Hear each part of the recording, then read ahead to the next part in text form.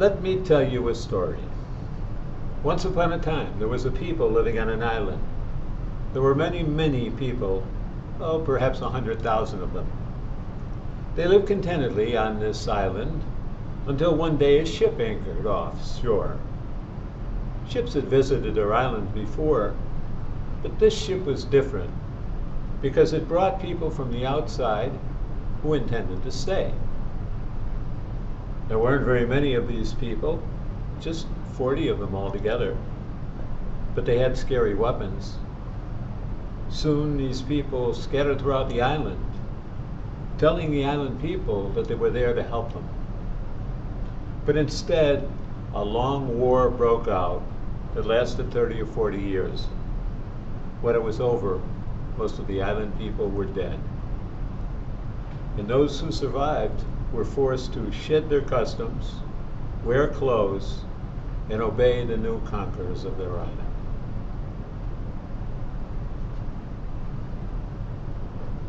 Is this history or a fairy tale? A version of this is found in the first histories of the Marianas that I read back in the 1960s and 70s. Something close to this version is accepted by many people even today. But there are plenty of unanswered questions. How did 40 people conquer an island group with a gigantic population? The weapons must have been really powerful. Or perhaps the newcomers were a super race.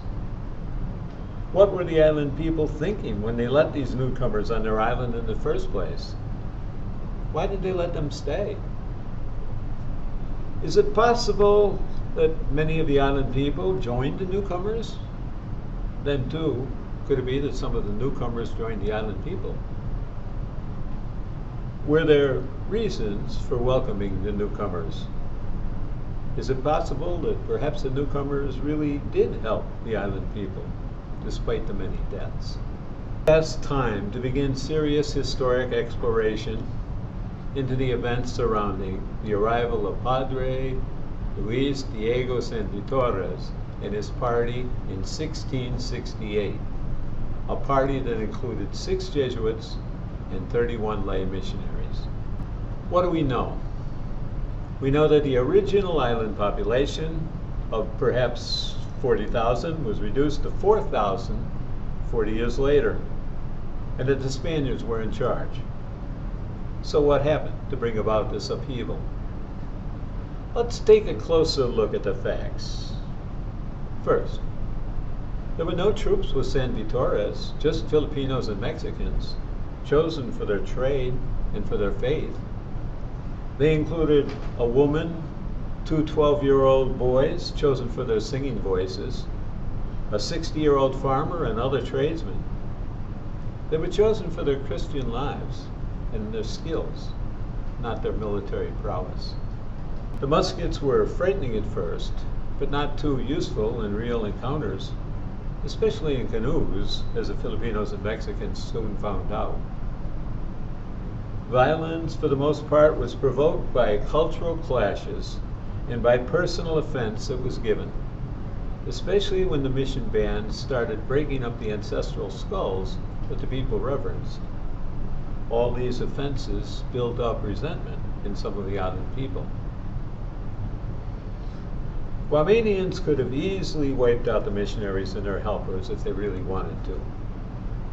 3 times they gathered in sufficient force outside the mission center in Hagatna. 1671, 1676, 1685. Muskets or not, the Spanish party was outnumbered 20 to 1. But wiping out the opposition was not the way islanders conducted warfare. The normal pattern of warfare was a display, a show of strength, perhaps the loss of a couple lives, and then a settlement. This was how island warfare has always been conducted. Mass slaughter would have defeated the purpose of the missionaries themselves, since they were there to save souls, not to consign them to hell, according to the beliefs in those days. So the missionaries were quick to complain when the troops, who first arrived 8 years after the mission started, took lives recklessly. But even if the islanders had adopted European-style warfare, they would not have wiped out the newcomers for two reasons. First, they found something that the foreigners offered that they really wanted. Not just the belief system and the faith, but iron, hoop, corn cultivation, cloth and weaving, and so many other things. Second, the foreigners were already being protected by local allies, men leading the local militia, people like Ignacio Hineti, Antonio Ahi, Alonso Soon, Ignacio Nuun. The island was never politically united, and the loosely organized village system gave rise to such divisions. When troops finally were sent to the islands from the mid-1670s on, they were beset by their own problems. Lack of training, poverty, disagreement with their officers. Many of them were outright useless. Some preyed on the local community, but many more, about 60 by the end of the century, established strong links with the island community by marrying local women. By the end of the period of intermittent hostilities, between 1668 to 1698, that's 30 years, about 120 Chamorros had lost their lives in violence. The foreigners had lost themselves about 60 or 70 people. The yearly death toll over the whole 30-year period then was about 4 islanders and 2 foreigners each year. By 1700, a new cultural and political system was in place. This system was a combination of the new and the old. Examples? Well, the titles. They were maintained but changed. The officials. The moving back and forth between the town and the village, the lanchu, began at that time. The continuing importance of the woman's line, but using of the man's last name. Survival of the cultural place of death and honoring the deceased family, but this time through the church.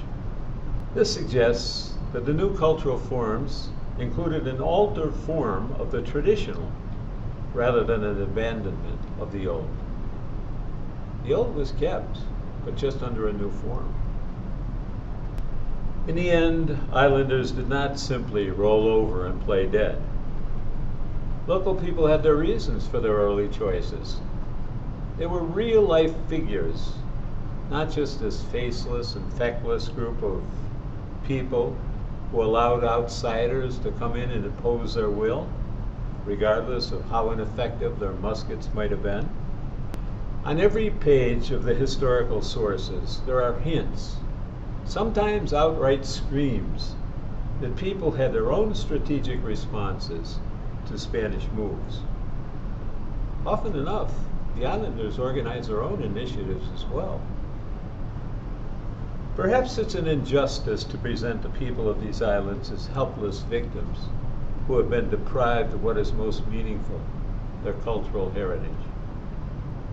Perhaps it's an injustice to present the people of these islands as hapless victims who have been deprived of what is most meaningful, their cultural heritage, their land, their identity.